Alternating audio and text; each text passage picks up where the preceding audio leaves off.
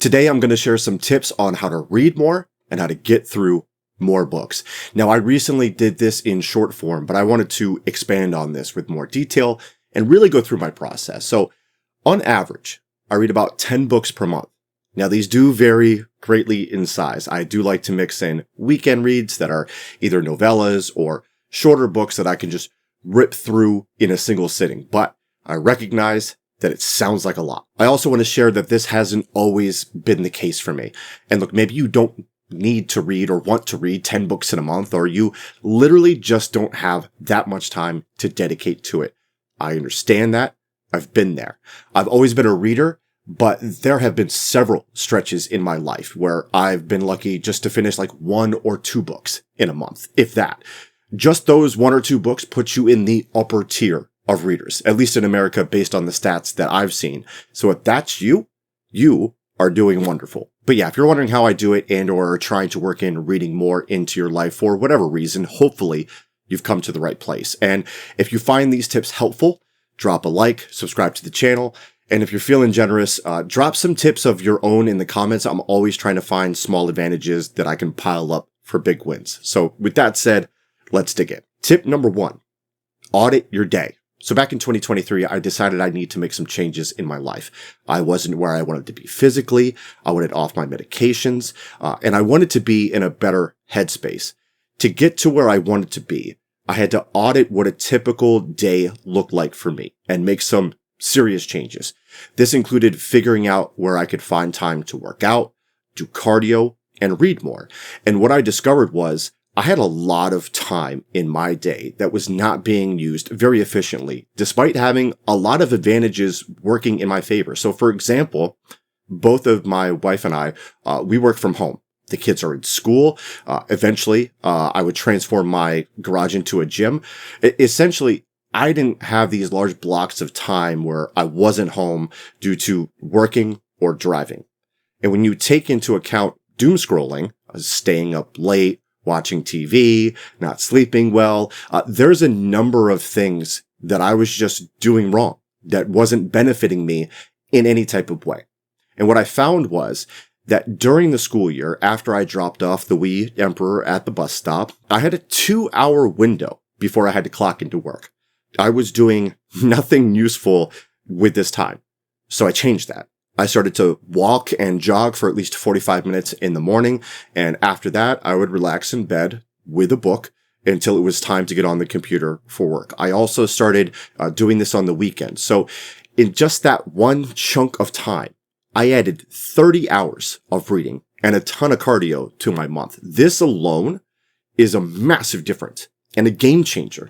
I'd say that I read at a slightly above average speed. So a book that's listed at like 18 hours on Audible, translating that to eyeball reading time, I can probably take that down in about 12 hours or less. So already, just in that one block of time, I've added 2.5 pretty chunky books to my month just through that one alteration. Now, I mentioned not sleeping well. This is because I'm a night owl. I stay up till midnight and beyond, probably with a few drinks. And while that might not seem like a big deal, you do that more often than not, and it's not going to be great for you. So as a way to wind down at 9 o'clock, I'd get in bed and I'd read for more or less another hour and then try to fall asleep.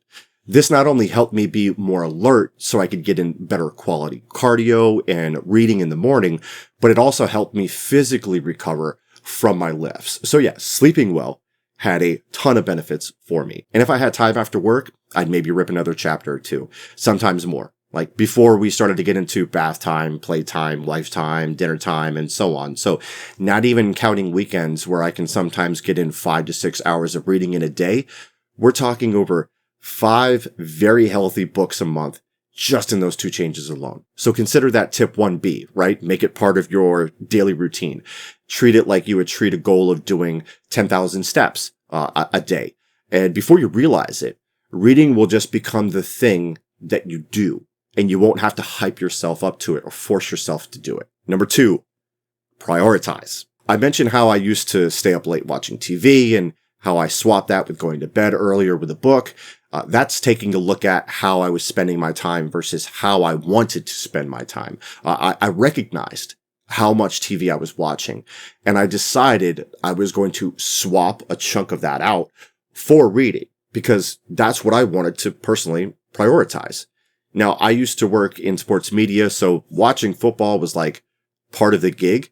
And now I don't, so that time is freed up. So like, I understand how much time that can take from you. So for instance, some of the people that comment that say that they don't believe that I can read as much as I do never stop to think about how much football by itself can eat their time. You're talking a Saturday, college football, where you can possibly go noon to midnight watching college football. You're talking a Sunday, NFL, where you're going from 1 p.m. Eastern to near midnight. That's over 20 hours in 2 days that I have personally dedicated to football at certain points in my life. That's over 80 hours per month. Now, that's not to say that I completely cut football out. I still love it. I'm just more selective about what games that I watch. And not only that, what games I fully lock into, because there are some games that just turn out being just straight buns. So I might rip through some pages during lulls in action and commercial breaks. So again, we're just stacking small advantages into big wins here. Tip number 3, the book burner. I have a second phone that I use just for audiobooks. It is an old phone that connects to the Wi-Fi, and the only apps on it are Audible, Libby, Spotify, and I have a notes app on there as well. I discovered immersion reading last year, and I'm hooked on it. Now, immersion reading is when you're having the book read to you via the audiobook, and you're eyeball reading the physical copy. This is a great comprehension boost because you're receiving the information via multiple inputs. I especially love doing this with my history books where I also practice active reading. So I'm highlighting too, which is another great comprehension boost. And it gives me something to go back and reference if I need it.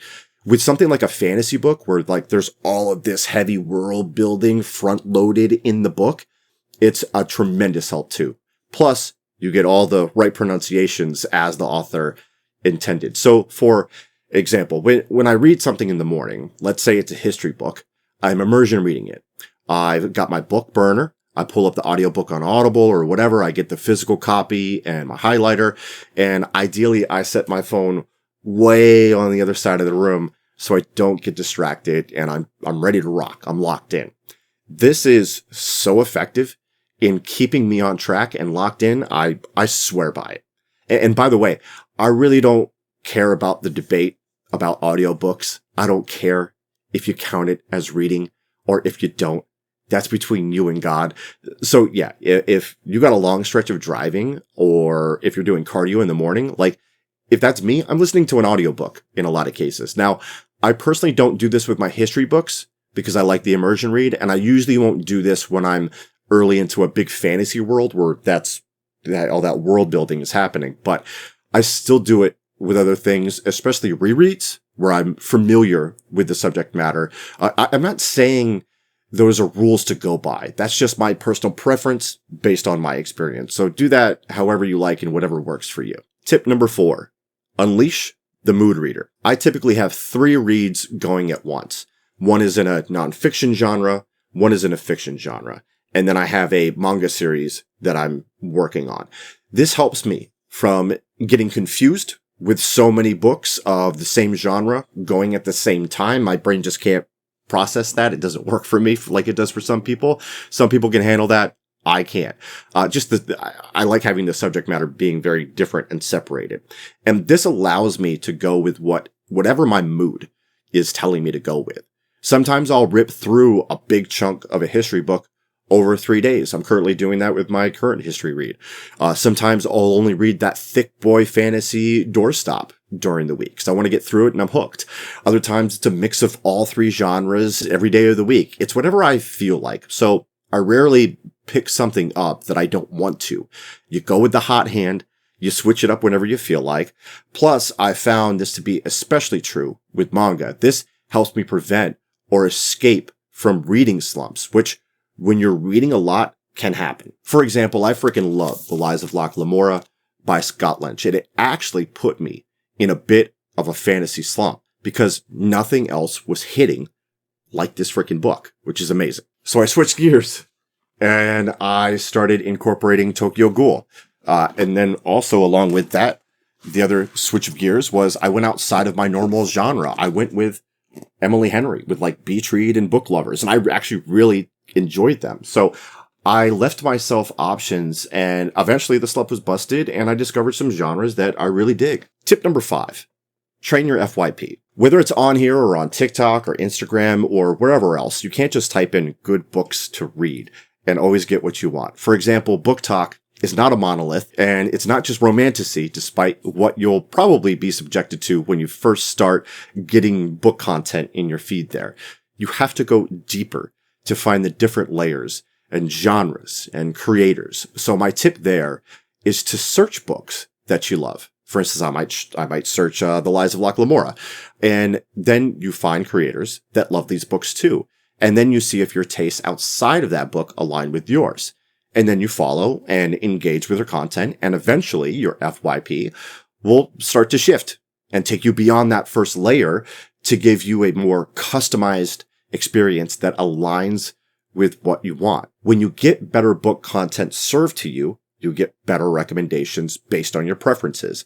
When you get better recommendations, you read better books. When you read better books, you're more excited about reading. When you're more excited about reading, you read more. So those are my 5 tips to read more books. I hope this helped. And again, if you got tips for me, hit me with them in the comments. Appreciate y'all.